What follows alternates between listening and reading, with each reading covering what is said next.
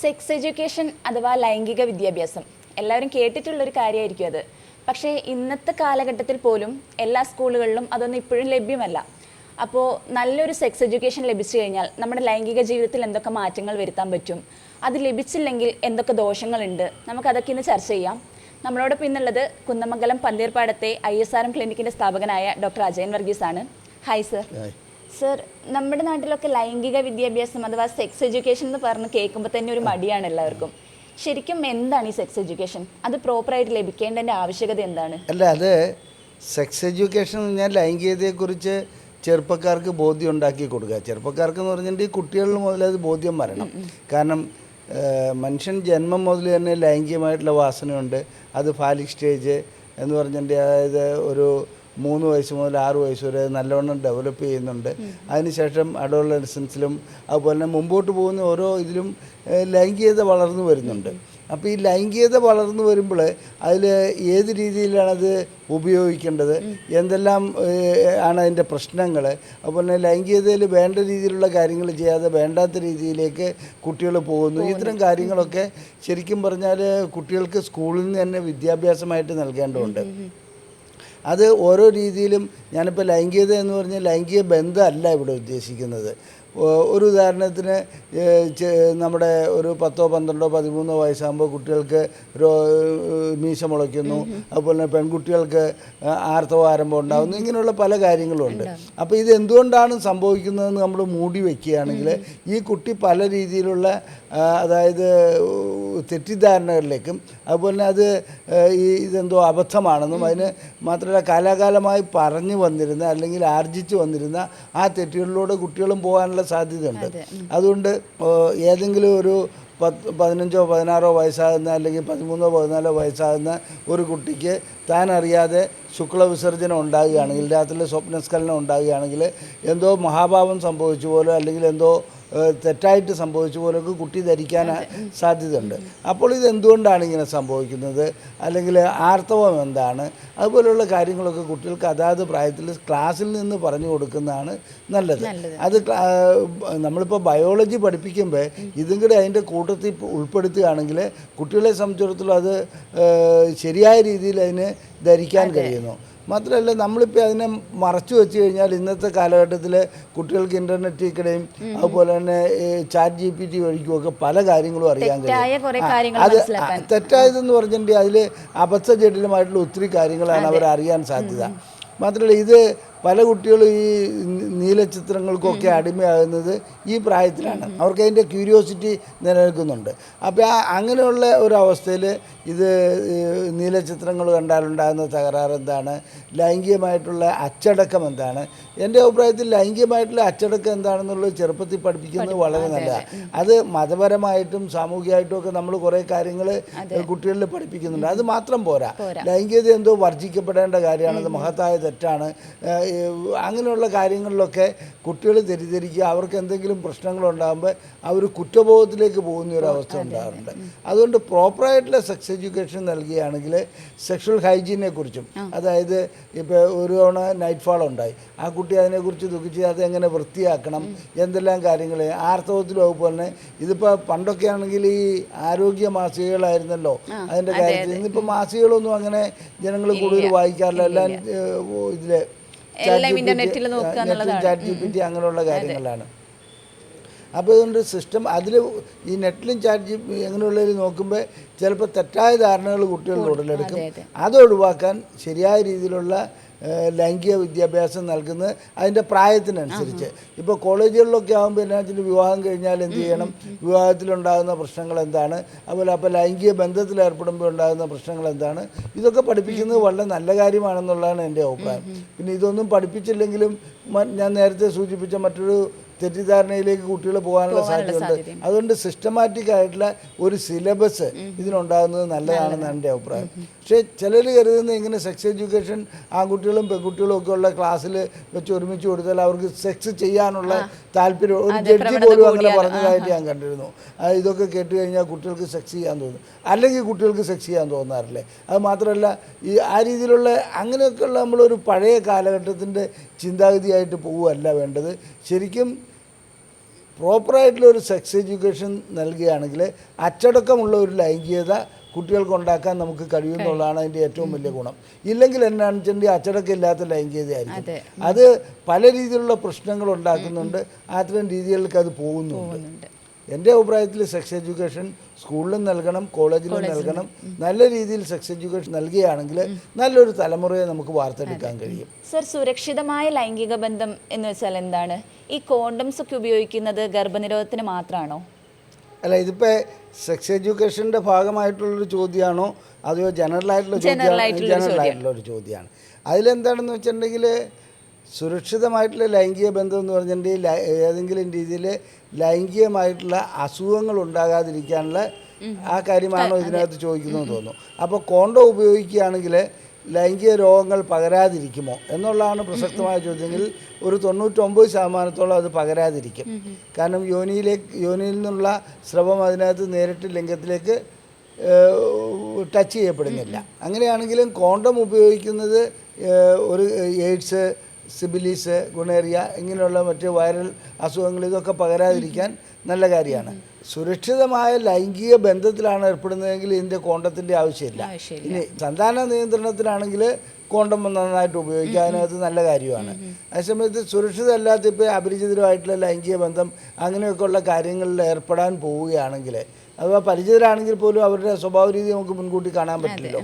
അങ്ങനെയുള്ള ലൈംഗിക ബന്ധത്തിൽ ഏർപ്പെടുമ്പോൾ കോണ്ടം ഉപയോഗിക്കുന്നത് നല്ലതാണ്.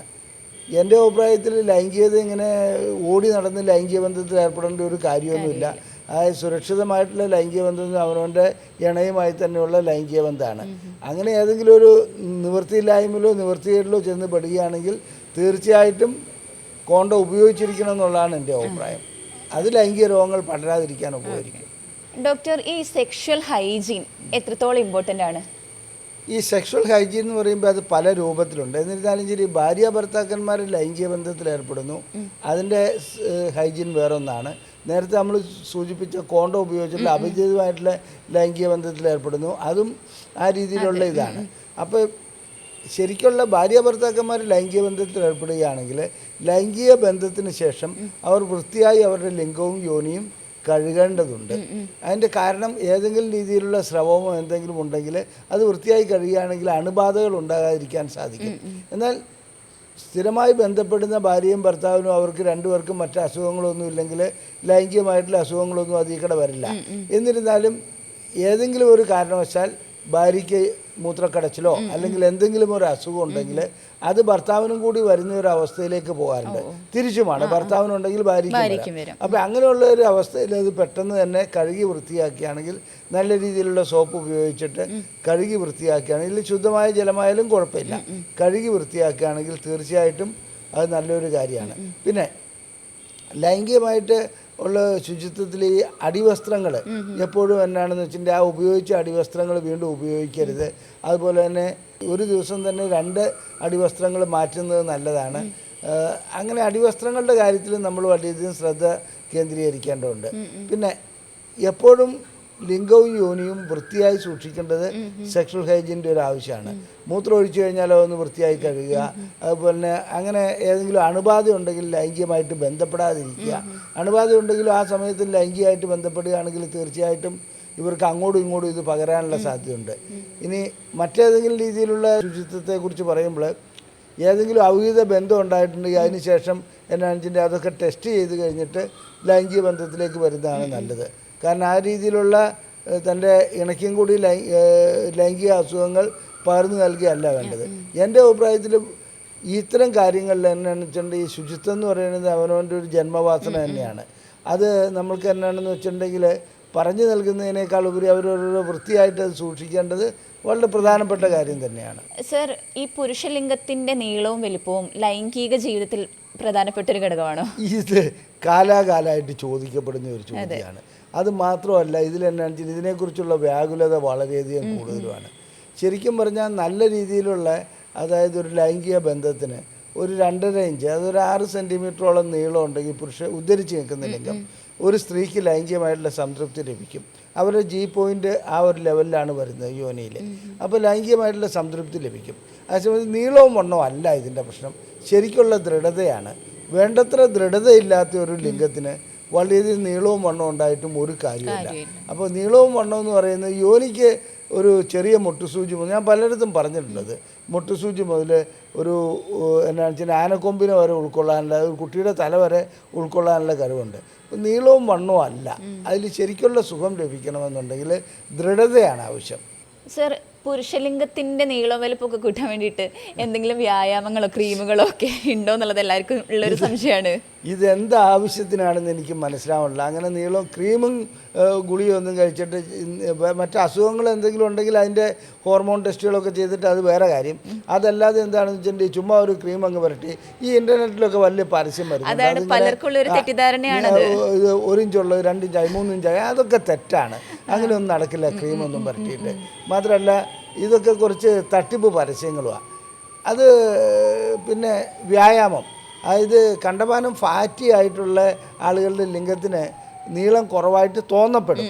അവരെ സംബന്ധിച്ചിടത്തോളം അവർ നല്ലവണ്ണം എക്സസൈസ് ചെയ്യുകയാണെങ്കിൽ അവരുടെ ഫാറ്റ് കുറയുകയാണെങ്കിൽ കുറച്ചുകൂടെ ലിംഗം പുറത്തേക്ക് വരുന്നതായി കാണാൻ പറ്റും. എന്നാലും ലൈംഗിക ബന്ധത്തിൽ ഇങ്ങനെ ആ നീളം, അത്രയും നീളമുള്ള വ്യക്തിക്ക് പോലും സുഖമായിട്ട് ലൈംഗിക ബന്ധത്തിൽ ഏർപ്പെടാൻ കഴിയും. പിന്നെ മൈക്രോ പെന്നീസ് ഉണ്ട്, അതിന് ചികിത്സ ആവശ്യമാണ്, അത് മറ്റൊരു കാര്യമാണ്. സർ, ചില ലേഹ്യങ്ങളും അല്ലെങ്കിൽ മരുന്നുകളൊക്കെ കഴിച്ചു കഴിഞ്ഞാൽ ലൈംഗിക ശേഷി കൂടും, അല്ലെങ്കിൽ ലിംഗത്തിന്റെ വലിപ്പം കൂടും എന്നൊക്കെ പറഞ്ഞ് കുറേ പരസ്യങ്ങൾ കാണാറുണ്ട്. അപ്പോൾ അത് ഡോക്ടറുടെ നിർദ്ദേശം ഇല്ലാണ്ട് ഇങ്ങനെയൊക്കെ യൂസ് ചെയ്യുന്നത് ബുദ്ധിമുട്ടാവില്ല? അല്ല, ഈ ശേഷി കൂടുമെന്ന് ചോദിച്ചിട്ടുണ്ടെങ്കിൽ അതിനകത്തിരിക്കുന്ന കണ്ടന്റ് എങ്ങനെയുണ്ടെന്നുള്ളത് ആശ്രയിച്ചിരിക്കും.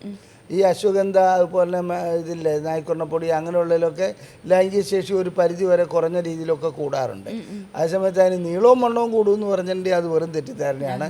മാത്രമല്ല ഈ നീളവും വണ്ണവും കൂടുമെന്നും പറഞ്ഞ് ഈ നോർത്ത് ഇന്ത്യയിൽ നിന്നൊക്കെയുള്ള കുറേ പ്രൊഡക്റ്റുകൾ ഇവിടെ വരുന്നുണ്ട്. മെഡിക്കൽ ഷോപ്പിലൊക്കെ സുഖമായിട്ട് കിട്ടുകയും ചെയ്യും. ആ കാശങ്ങ് പോയി കിട്ടുമെന്നുള്ള കവിഞ്ഞ് യാതൊരു ഗുണവും അതിനകത്തുണ്ടാവില്ല. ഡോക്ടർ, ഈ സ്വയംഭോഗം ശരീരത്തിന് ഹാനികരമാണ്, അത് ഭാവിയിലുള്ള ലൈംഗിക ജീവിതത്തിന് ബാധിക്കുമോ? ഇതൊക്കെ വെറുതെ കുറേ തെറ്റിദ്ധാരണകൾ. ഇപ്പോൾ സ്വയംഭോഗം ചെയ്യാനല്ല ഞാൻ പറയണത്. സ്വയംഭോഗം ഒരു വ്യക്തി ചെയ്തു പോയെന്ന് ഓർത്ത് അദ്ദേഹത്തിൻ്റെ ഇങ്ങനെ ഒരു മാനസിക രോഗിയായി മാറേണ്ട കാര്യമൊന്നുമില്ല. സ്വയംഭോഗം ചെയ്യുന്നത് ലൈംഗിക ആരോഗ്യത്തിന് നല്ലത് തന്നെയാണ്, അതിനൊരു ദോഷവും ഉണ്ടാക്കില്ല. അതേസമയത്ത് ദിവസവും സ്വയംഭോഗം ചെയ്യണം എന്നുള്ളൊരു അഭിപ്രായം എനിക്കില്ല.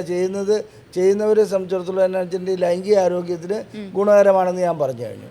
ഇനി രണ്ടാമത്തെ കാര്യം, സ്വയംഭോഗം ചെയ്യുന്നത് കൊണ്ട് വേറെ മുടി നരച്ചു പോവും, മാനസികമായിട്ടുള്ള തകരാറ് വരും, ബുദ്ധി കുറയും, ഇതൊക്കെ പറയുന്നത് വെറുതെയാണ്. അങ്ങനെ ഒരു സംഭവമൊന്നും ഉണ്ടാവില്ല. മാത്രമല്ല ജന്തുക്കളിൽ പോലും ചില ജന്തുക്കളിലൊക്കെ സ്വയംഭോഗം കാണുന്നുണ്ട്. ഇത് ഒരു സ്വാഭാവിക പരിണാമമായിട്ട് മാത്രം അതിനെ കണ്ടാൽ മതി. അല്ല, ഇതിൽ അഡിക്റ്റ് ആയിട്ടുള്ള ആൾക്കാർ ഇതിലെന്താണെന്ന് വെച്ചിട്ടുണ്ടെങ്കിൽ അതിൽ പറഞ്ഞാൽ നീലചിത്രങ്ങളൊക്കെ കണ്ട് സ്വയംഭോഗം ചെയ്യുക. പിന്നെ ഇത് മാത്രം ഒരു തൊഴിലായിട്ട് എടുക്കുന്ന ചില വ്യക്തികളെ സംബന്ധിച്ചിടത്തോളം വിവാഹം കഴിഞ്ഞാൽ അവർക്ക് ലൈംഗിക ജീവിതത്തെക്കാൾ കൂടുതൽ, അതായത് സ്ത്രീയുമായിട്ടുള്ള ലൈംഗിക ബന്ധത്തെക്കാൾ കൂടുതൽ, അല്ലെങ്കിൽ പുരുഷനുമായിട്ടുള്ള ലൈംഗിക ബന്ധത്തെക്കാൾ കൂടുതൽ സ്വയംഭോഗത്തിൽ താല്പര്യമുള്ള ചില ദമ്പതികളുണ്ട്.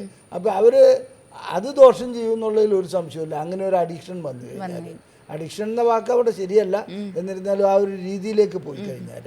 സർ, ഈ ലിംഗത്തിന്റെ വലിപ്പക്കുറവ് അല്ലെങ്കിൽ തൻ്റെ പങ്കാളിനെ തൃപ്തിപ്പെടുത്താൻ കഴിയില്ല എന്നുള്ള ഒരു ആശങ്കയുണ്ട് പല പുരുഷന്മാർക്കും. അപ്പോൾ അത് അവരുടെ ലൈംഗിക ജീവിതത്തിന് എങ്ങനെയാണ് ബാധിക്കുക? ഞാൻ നേരത്തെ പറഞ്ഞല്ലോ, ഈ സെക്സ് എഡ്യൂക്കേഷൻ്റെ ആവശ്യം സ്കൂളിലും കോളേജിലും പറഞ്ഞല്ലോ, അത് ഇതിൽപ്പെട്ട ഒരു കാര്യം മാത്രമാണ്.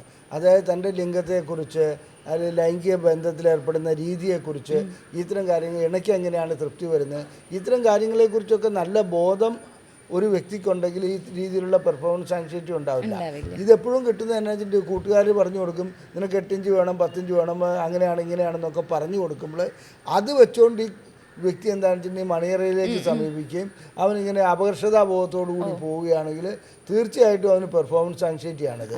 അങ്ങനെ പെർഫോമൻസ് ആങ്സൈറ്റി ഉള്ള വ്യക്തികളെ സംബന്ധിച്ചിടത്തോളം പ്രോപ്പറായിട്ട് ലൈംഗിക ബന്ധത്തിൽ ഏർപ്പെടാൻ കഴിയില്ല, ലിംഗം ഉദ്ധരിക്കുന്ന ഒരു പ്രശ്നം അവിടെ ഉണ്ടാവില്ല.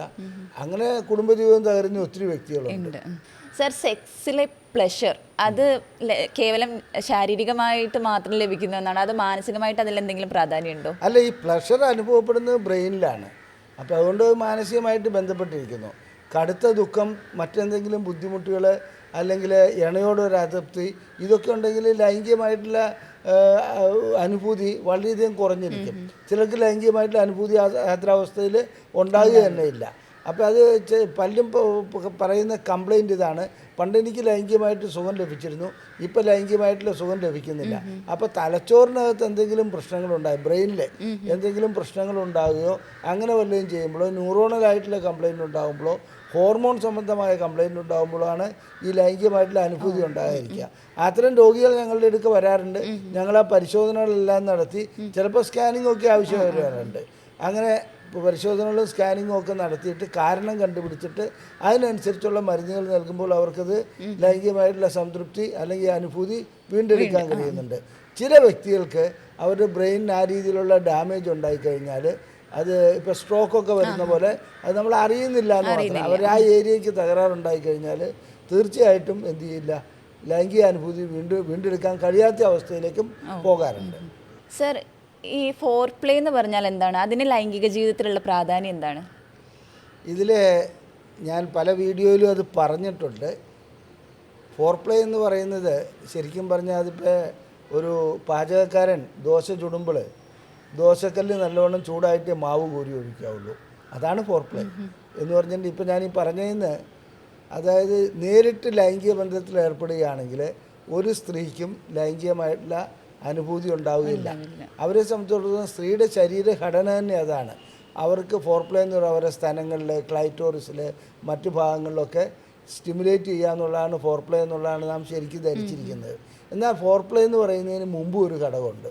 അതായത് രാവിലെ മുതൽ വൈകുന്നേരം വരെ തൻ്റെ ഇണയെ കുറ്റം പറയുക, അല്ലെങ്കിൽ അവരുടെ അപ്പനും അമ്മയ്ക്കും തെറി വിളിക്കുക, ഇങ്ങനെയൊക്കെയുള്ള കലാപരിപാടികളെല്ലാം നടത്തിയതിന് ശേഷം വൈകുന്നേരം വന്നിട്ട് ഫോർ പ്ലേ ചെയ്യാൻ തുടങ്ങിയിട്ട് ഒരു കാര്യമില്ല. അപ്പോൾ ഫോർ പ്ലേ എവിടെയാണ് കിടക്കുന്നത്? തലച്ചോറിനെയാണ് ആദ്യം സ്റ്റിമുലേറ്റ് ചെയ്യിപ്പിക്കേണ്ടത്, അത് ബ്രെയിനിനെയാണ്.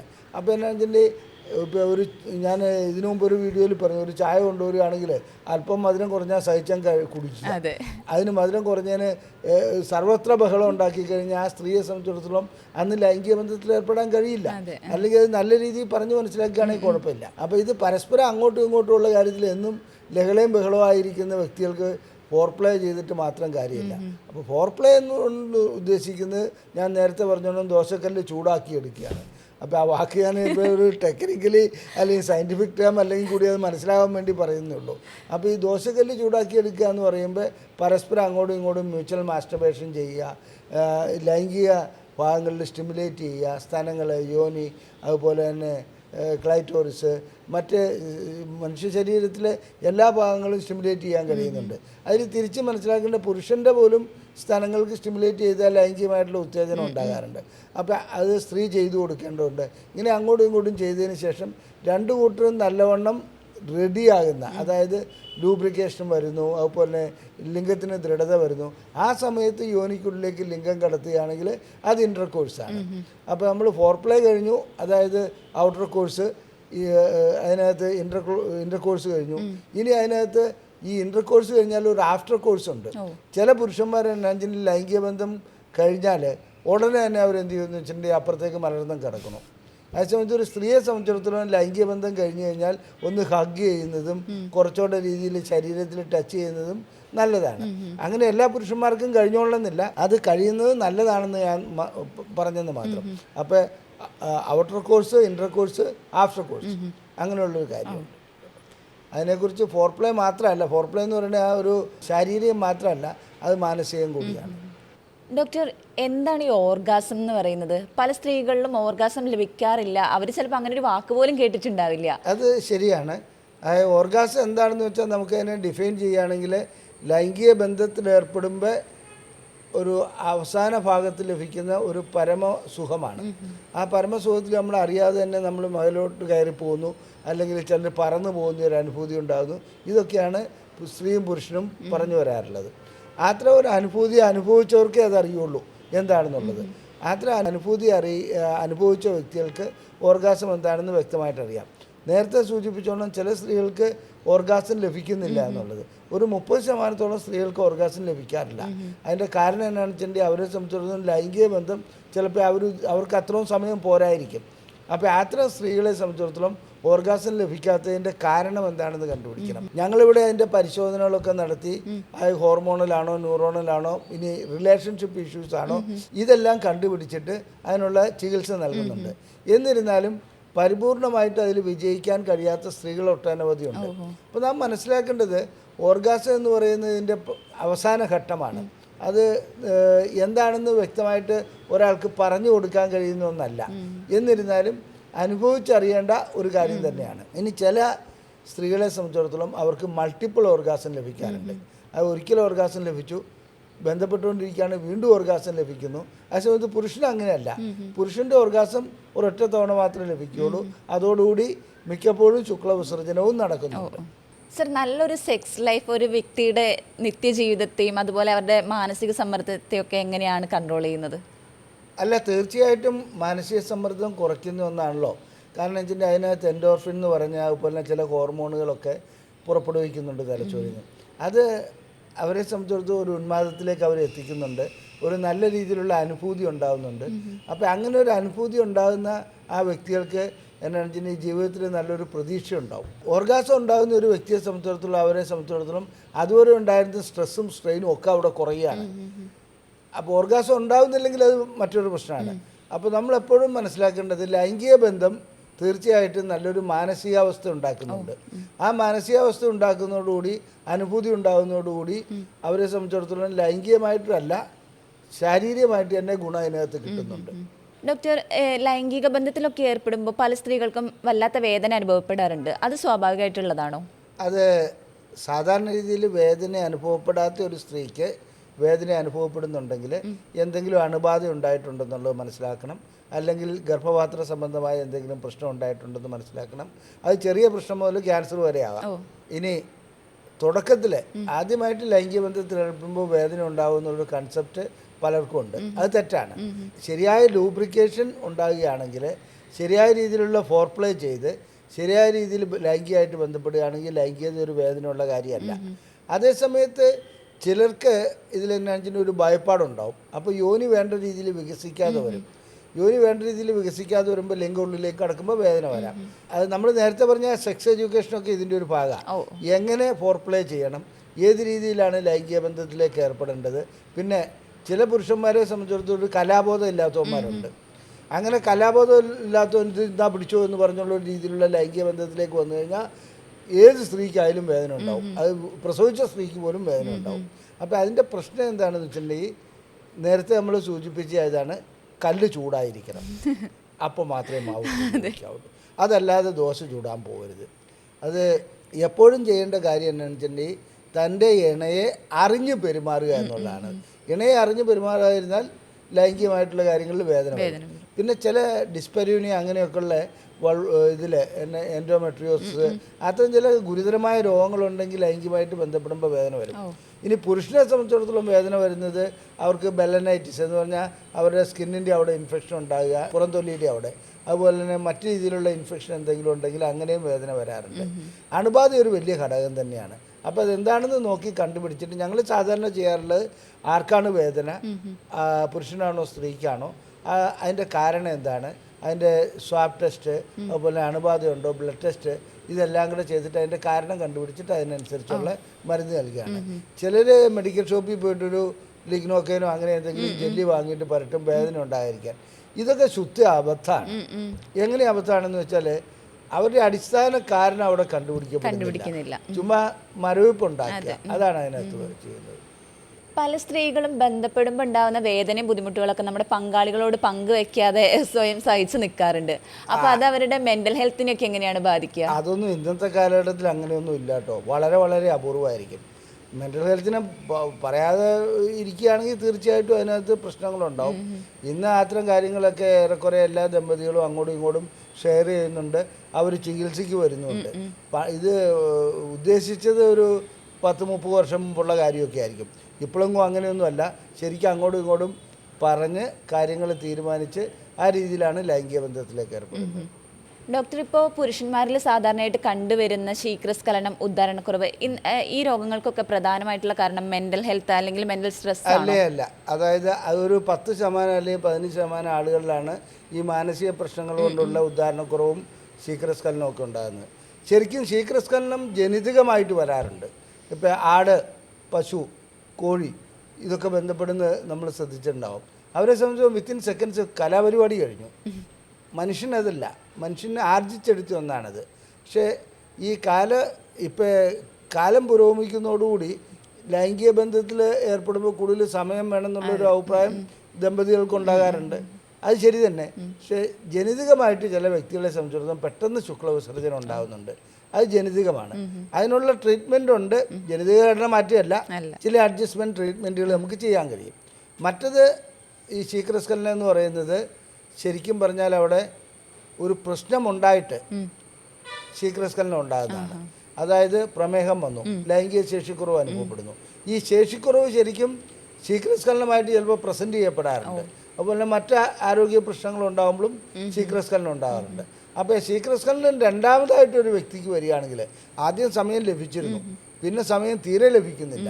അങ്ങനെ വരുന്ന വ്യക്തികളെ സംബന്ധിച്ചിടത്തോളം അടിസ്ഥാനപരമായിട്ട് എന്തോ കാരണം അവിടെ ഉണ്ട്. അതെന്താണ് അതിൻ്റെ കാരണം എന്നുള്ളത് കണ്ടുപിടിക്കാനുള്ള പരിശോധനകൾ നടത്തണം. ഞങ്ങൾ അത്തരം പരിശോധനകളെല്ലാം നടത്തി. നല്ല ചിലവ് വരുന്നൊരു ഇതാണ്. അവർക്ക് ഹോർമോണെല്ലാം ടെസ്റ്റ് ചെയ്യണം, ഞരമ്പുകൾ ടെസ്റ്റ് ചെയ്യണം, അങ്ങനെ സ്കാനിങ് ആവശ്യമുണ്ട്, സ്കാനിങ് ചെയ്യണം. ഇത്തരം ടെസ്റ്റുകളെല്ലാം ചെയ്തതിന് ശേഷം കാരണം കണ്ടുപിടിച്ചിട്ട് അതിനുള്ള ചികിത്സയിലേക്ക് വരണം. ചിലപ്പോൾ ശീഘ്രസ്ഖലനം എന്ന് പറയുന്നത് ശേഷിക്കുറവിൻ്റെ ഒരു പ്രസൻറ്റേഷൻ മാത്രമായി മാറാറുണ്ട്. വൃത്തിയായിട്ട് ലൈംഗിക ബന്ധത്തിൽ ഏർപ്പെടാൻ പോവുക, അങ്ങനെയൊക്കെയുള്ള സമയത്ത് ഉദാഹരണക്കുറവുണ്ടാവും. എന്നാൽ ഉദാഹരണക്കുറവിൻ്റെ മുഖ്യ കാരണം പ്രമേഹം, പ്രഷർ, കൊളസ്ട്രോള്, അതുപോലെ യൂറിക് ആസിഡ്, ഇതുകൂടാതെ എന്നാണെന്ന് വെച്ചിട്ടുണ്ടെങ്കിൽ ഈ ചില എൻസൈമുകളുടെ കുറവുകൾ, ഹോർമോണുകളുടെ കുറവുകൾ, ടെസ്റ്റോസ്റ്ററോൺ, അങ്ങനെയുള്ള പ്രൊലാക്റ്റിൻ കൂടുക, അതുപോലെ തൈറോയിഡിൻ്റെ പ്രശ്നങ്ങൾ, ഇത്തരം കാരണങ്ങളാണ്. അപ്പോൾ കാരണങ്ങൾ എന്താണെന്ന് അറിയണമെന്നുണ്ടെങ്കിൽ അതിൻ്റെതായ പരിശോധനകൾ നടത്തണം. ചിലർക്ക് ഞരമ്പുകളെ ബാധിക്കുന്ന പ്രശ്നം കൊണ്ടുണ്ടാവാം, ചിലർക്ക് ഹോർമോണുകളെ ബാധിക്കുന്ന പ്രശ്നം കൊണ്ടുണ്ടാകാം. ഇതല്ലാതെ തന്നെ വീനസ് ലീക്കേജ് എന്ന് പറയുന്ന ഒരു കാര്യമുണ്ട്. ഇങ്ങനെ പല പല പ്രശ്നങ്ങളും ഇതിനകത്തുണ്ട്. അപ്പോൾ അതെന്താണെന്ന് കണ്ടുപിടിക്കാതെ, അതായത് പരിശോധനകൾ നടത്താതെ നമ്മൾ ഇന്നത് ശീഘ്രസ്ഖലനാണ് അല്ലെ ഇന്നത് ഇതാണ്, അതിന് ഒരു ഗുളിക, ആ രീതിയിലല്ല പോകേണ്ടത്. കാരണം കണ്ടുപിടിച്ചിട്ട് അതിനനുസരിച്ചുള്ള ട്രീറ്റ്മെൻറ്റ് എടുക്കണം. സർ, ഈ പ്രസവത്തിന് ശേഷം അതുപോലെ മെനോപോസിൻ്റെ കാലഘട്ടത്തിലൊക്കെ സ്ത്രീകൾക്ക് പൊതുവെ ലൈംഗികതയോടൊക്കെ ഒരു വിമുഖത കാണിക്കാറുണ്ട്. അതെന്തുകൊണ്ടാണ്? ഇത് ഹോർമോൺ വ്യതിയാനാണ്. പ്രസവത്തിന് ശേഷം വരുന്നത് എന്നാണെന്ന് വെച്ചിട്ടുണ്ടെങ്കിൽ പ്രൊലാക്റ്റിൻ എന്ന് പറയുന്ന ഒരു ഹോർമോൺ കൂടുതലായിട്ട് സ്ത്രീകളിലുണ്ടാവും. എന്താണ് ഈ പ്രൊലാക്റ്റിൻ? ഒന്നുമല്ല, മുലപ്പാൽ ഉണ്ടാക്കാനുള്ള ഒരു ഹോർമോണാണ്. ലാക്ടേഷൻ എന്ന് പറഞ്ഞാൽ മുലപ്പാൽ. അപ്പോൾ ആ പ്രൊലാക്റ്റിൻ ഹോർമോൺ കൂടുമ്പോൾ സ്വാഭാവികമായിട്ടും ലൈംഗികമായിട്ടുള്ള താല്പര്യം കുറയും. ഓക്കെ, കുട്ടിയോടായിരിക്കണം സ്നേഹം. അത് പ്രകൃതിയുടെ ഒരു നിയമമാണ്. കുട്ടിയോട് കൂടുതൽ സ്നേഹം നൽകുക, ഭർത്താവിനോട് അത്ര സ്നേഹം വേണ്ട. അതാണ് അതിനകത്തെ കാര്യം. അതായത് കുട്ടിയെ ശ്രദ്ധിക്കാൻ വേണ്ടിയിട്ട് പ്രകൃതി ഒരുക്കിയിരിക്കുന്ന ഒരു മെക്കാനിസമാണ്. ഇനി മെനോപോസ് എന്ന് പറഞ്ഞിട്ടുണ്ടെങ്കിൽ അവിടെ ഈസ്ട്രോജൻ്റെ ഹോർമോൺ കുറയുകയാണ്. ആ ഹോർമോൺ കുറയുന്നതോടുകൂടി ലൈംഗികമായിട്ടുള്ള താല്പര്യം കുറയും. അത് സ്വാഭാവികമാണ്. അപ്പോൾ അതിന് ഹോർമോൺ തെറാപ്പി അങ്ങനെയുള്ളതൊക്കെ വേണം. ഇത് രണ്ടും ഒരു ചികിത്സയിലേക്ക് വരേണ്ടതല്ല, അതൊരു സ്വാഭാവികമായിട്ടുള്ള പരിണാമമാണെന്ന് മാത്രം കരുതി അതിനനുസരിച്ചുള്ള അഡ്ജസ്റ്റ്മെൻറ്റിൽ കൂടെ പോവുക. ഓക്കെ ഡോക്ടർ, ഇത്തരം ലൈംഗിക പ്രശ്നങ്ങളൊക്കെ അനുഭവിക്കുന്ന ആൾക്കാർ പലപ്പോഴും വ്യാജമായിട്ടുള്ള ചികിത്സയിലൊക്കെ പെട്ടുപോകാറുണ്ട്. അപ്പോൾ അവർ ശരിക്കും ഏത് ഡോക്ടറെയാണ് കാണിക്കേണ്ടത്? അല്ല, അതിൻ്റെ ഇത് പറഞ്ഞാൽ ഞങ്ങളൊക്കെ MBBS കഴിയുമ്പോൾ റെയിൽവേ സ്റ്റേഷൻ പരിസരത്ത് പോവുകയാണെങ്കിൽ ഒരു ബ്ലാക്ക് ആൻഡ് വൈറ്റിൽ പ്രിൻ്റ് ചെയ്ത കുറേ നോട്ടീസുകൾ ഉണ്ടാവും. ഇവരുടെ വിദ്യാഭ്യാസ യോഗ്യത എന്താണെന്ന് പോലും ആർക്കും അറിയില്ല. അപ്പോൾ ജനങ്ങളെല്ലാം ഇവരുടെ അടുക്ക പോയിട്ട് ഓരോ ഡബ്ബയിൽ കുറേ മരുന്നും വാങ്ങിക്കൊണ്ട് വരും. അങ്ങനെയുള്ള ഇതുണ്ട്. പിന്നെ കുറേ മന്ത്രവാദം ഏതാണ്ടൊക്കെ പോലുള്ള പരിപാടികളുണ്ടായിരുന്നു. അത് മാത്രമല്ല, മെഡിക്കൽ കൗൺസില് ഇന്നും ഒരു സെക്ഷൽ മെഡിസിൻ കോഴ്സ് റെക്കഗ്നൈസ്ഡ് ആയിട്ടുള്ളത് നടത്തുന്നില്ല. കാരണം ഇത് മെഡിക്കൽ കൗൺസിലിന് പോലും ഇതിനെന്തോ എന്നാണെന്ന് വെച്ചിട്ട് ടാബു ആണോ എന്നുള്ള ഒരു തോന്നൽ എനിക്കുണ്ട്. ശരിക്കും പ്രോപ്പറായിട്ടൊരു കോഴ്സ് നടത്തേണ്ടതാണ്. പിന്നെ ഉള്ളത് എന്നാണെന്ന് വെച്ചിട്ടുണ്ടെങ്കിൽ urologist, psychiatrist, dermatologist, gynaecologist, physicians, ഇവരൊക്കെ സെക്ഷൽ മെഡിസിൻ ട്രീറ്റ് ചെയ്യുന്നുണ്ട്. അവരൊരു പരിധി വരെ അവർക്കൊരു ന്യൂനതയുണ്ടാവും. കാരണം ഇപ്പോൾ ഒരു യൂറോളജിസ്റ്റിനെ സംബന്ധിച്ചിടത്തോളം സൈക്കോളജിക്കലി ഉള്ള കാര്യങ്ങൾ കൈകാര്യം ചെയ്യാൻ കഴിയില്ല. സൈക്കാട്രിസ്റ്റിനെ സംബന്ധിച്ചിടത്തോളം അതായത് അതിൻ്റെ ഇൻട്രാകാവണസ് ഇഞ്ചക്ഷനോ അത്തരം പ്രൊസീജിയറിലേക്ക് വരാനുള്ള കഴിവ് അദ്ദേഹത്തിന് ഉണ്ടാവില്ല. ഡെർമറ്റോളജിസ്റ്റിന് ഡെർമറ്റോളജിക്കൽ സംബന്ധമായതുകൊണ്ടും ഗൈനക്കോളജിസ്റ്റിന് അവരുടേതായ വിഷയങ്ങൾ സംബന്ധം. പിന്നെ ഒരു ഫസ്റ്റ് ലൈൻ ട്രീറ്റ്മെൻറ്റ് ചെയ്യാൻ അവർക്ക് കഴിയുന്നുണ്ടാവാം. എന്നിരുന്നാലും ശരി, ഈ ലൈംഗിക പ്രശ്നങ്ങൾക്ക് സെക്ഷൽ മെഡിസിൻ പ്രാക്ടീഷണേഴ്സിനെ തന്നെയാണ് സമീപിക്കേണ്ടത്. അതിന്ന് വളരെ കുറവാണ്. അതുകൊണ്ട് എന്താണ് സംഭവിക്കുന്നതെന്ന് വെച്ചാൽ ഏതെങ്കിലും ഒരു ഡോക്ടറെ കാണുന്നു, ഡോക്ടർ ഇപ്പോൾ താൽക്കാലിക ആശ്വാസത്തിന് വയാഗ്ര പോലെയുള്ളൊരു ഗുളിക നൽകുന്നു, അതോടുകൂടി അതാണ് ശരിയെന്നുള്ള രീതിയിൽ ആയുഷ്കാലം വയാഗ്ര കഴിച്ചു പോകുന്നു. അത് കുറച്ച് കഴിയുമ്പോൾ ഹാർട്ട് അറ്റാക്ക്, അത് എന്താണെന്ന് വെച്ചിട്ടുണ്ടെങ്കിൽ അതിൻ്റെ അടിസ്ഥാന പ്രശ്നം അവിടെ കണക്കിലെടുക്കുന്നില്ല. അതായത് ഡോക്ടർമാരൊരു ഇപ്പോൾ ഏതെങ്കിലും ഒരു ഡോക്ടർ വയാഗ്ര എഴുതി കൊടുക്കുകയാണെങ്കിൽ ആ വയാഗ്ര പിന്നെ ഡോക്ടറെ കാണാതെ തന്നെ ജനം കഴിച്ചുകൊണ്ടിരിക്കും. ഇത് താൽക്കാലിക ആവശ്യത്തിനാണ് ഡോക്ടർ നൽകുന്നതെന്ന് രോഗി മനസ്സിലാക്കുന്നില്ല. എപ്പോൾ പ്രശ്നം വരുന്നു അപ്പോഴല്ല ഇത് കഴിച്ചുകൊണ്ടിരിക്കും. അപ്പോൾ ചിലപ്പോൾ ഒരു പക്ഷേ അദ്ദേഹത്തിന് പ്രമേഹം ഉടലെടുത്തിട്ടുണ്ടാവാം, ഹൃദ്രോഗ സംബന്ധമായ പ്രശ്നങ്ങൾ ഉടലെടുത്തിട്ടുണ്ടാവാം, പ്രഷർ ഉടലെടുത്തിട്ടുണ്ടാകാം. ഇത്തരം കാര്യങ്ങളെല്ലാം കണക്കിലെടുത്തിട്ട് അതിനനുസരിച്ചുള്ള ചികിത്സ നൽകേണ്ടതുണ്ട്. അത് ദമ്പതികൾക്കാണ് ചികിത്സ നൽകേണ്ടത്. ഒരു വ്യക്തി ഭർത്താവ് വരുന്നു, എനിക്ക് ലൈംഗികമായിട്ടുള്ള ശേഷിക്കുറവുണ്ട്, ഓക്കെ എന്നാൽ പിടിച്ചോ വയാഗ്ര, അതല്ല അതിൻ്റെ ട്രീറ്റ്മെൻറ്റ്. ആ വയാഗ്ര എന്ന് പറയുന്നത് നൽകുന്നതോടുകൂടി ഭർത്താവ് വീട്ടിൽ പോകുന്നു, പ്രശ്നം അവിടെ തീരുന്നു. ആ സമയത്ത് രണ്ടുപേരെയും വിളിച്ചിട്ട് ഇന്ന തന്നെയാണ് നിങ്ങളുടെ ഭർത്താവിന് ഇന്ന രോഗങ്ങൾ ഡെവലപ്പ് ചെയ്യുകയാണ്, അപ്പോൾ അതിനനുസരിച്ചുള്ള കാര്യങ്ങൾ. ഞാനിപ്പോൾ ഇവിടെ ദമ്പതികാർ വരുമ്പോൾ അവരോട് മിക്കപ്പോഴും അവരുടെ ആഹാര രീതിയെക്കുറിച്ച് ചോദിക്കും. അതായത് കണ്ടമാനം ബീഫ് കഴിക്കുക, 4 മുട്ട ആരോഗ്യത്തിന് വേണ്ടി കൊടുക്കുക. മുട്ട നല്ലതാണ്, പക്ഷേ എന്നാന്ന് വെച്ചിട്ടുണ്ടെങ്കിൽ അതിനകത്ത് കൊളസ്ട്രോൾ ഉള്ളൊരു വ്യക്തിക്ക് 4 മുട്ടയൊക്കെ ദിവസം കഴിക്കുകയാണെങ്കിൽ കൊളസ്ട്രോൾ കൂടിപ്പോകും. അപ്പോൾ ആഹാര രീതിയെക്കുറിച്ചൊക്കെ കാര്യങ്ങൾ പറഞ്ഞു കൊടുക്കാറുണ്ട്. അങ്ങനെയൊക്കെയുള്ള ചികിത്സയാണ് ഇതിൻ്റെ കുറച്ചുകൂടെ ഹോളിസ്റ്റിക് മെത്തേഡിലേക്കാണ് വരേണ്ടത്. അതല്ലാതെ പെട്ടെന്നൊരു ഗുളിക ഇൽപ്പിൽ ബിൽ എന്നുള്ള ഒരു രീതിയിൽ അതാ രോഗം അതിനൊരു ഗുളിക അതിൻ്റെ ബില്ല് ഇതാ പിടിച്ചു എന്നുള്ള ലൈനിലല്ല, ശരിക്കുള്ള പരിശോധന നടത്തി അതിൻ്റെ കാരണങ്ങൾ എന്താണെന്ന് കണ്ടുപിടിച്ചിട്ട് അതിന് ചിലവേറിയതാണ്, അതിന് തീർച്ചയായിട്ടും ചിലവ് വരും. കാരണം എന്ന് വെച്ചിട്ടുണ്ടെങ്കിൽ നമ്മൾ ഇപ്പോൾ ഹോർമോണുകൾ ടെസ്റ്റ് ചെയ്യുന്നതിന് ചിലവ് വരാറുണ്ട്, പിന്നെ ഞരമ്പുകൾ ടെസ്റ്റ് ചെയ്യുന്നതിന് ചിലവ് വരും, ECG എടുക്കും, ECGയിൽ പ്രോബ്ലം ഉണ്ടെങ്കിൽ ചിലപ്പോൾ എക്കോ ചെയ്യേണ്ടി വരാറുണ്ട്. അപ്പോൾ അങ്ങനെയുള്ള കാര്യങ്ങളൊക്കെ അതിനകത്ത് നമ്മുടെ ആരോഗ്യ, അതായത് ലൈംഗികത മാത്രമല്ല അവിടെ അഡ്രസ്സ് ചെയ്യപ്പെടുന്നത്, അതിനകത്ത് അഡ്രസ്സ് ചെയ്യപ്പെടുന്നത് മൊത്തം ഹെൽത്താണ്. ആ ഹെൽത്ത് കണ്ടീഷനിൽ എവിടെ പ്രോബ്ലം ഉണ്ടോ അതെല്ലാം ലൈംഗികതയെ ബാധിക്കുകയും ചെയ്യും. നമ്മൾ ഈ വീഡിയോയിൽ സംസാരിച്ചത് സെക്ഷൽ എഡ്യൂക്കേഷനെ കുറിച്ച്, അതുപോലെ തന്നെ സെക്ഷൽ ഹെൽത്തിനെ കുറിച്ചൊക്കെയാണ്. അപ്പോൾ ഈ പറഞ്ഞ കാര്യങ്ങളിൽ നിങ്ങൾക്ക് എന്തെങ്കിലും സംശയങ്ങളോ അല്ലെങ്കിൽ കൺസൾട്ടേഷൻ ആവശ്യമുണ്ടെങ്കിൽ നിങ്ങൾക്ക് താഴെ കാണുന്ന നമ്പറിൽ കോൺടാക്ട് ചെയ്യാവുന്നതാണ്. മറ്റൊരു വീഡിയോ ആയിട്ട് വീണ്ടും കാണാം. താങ്ക്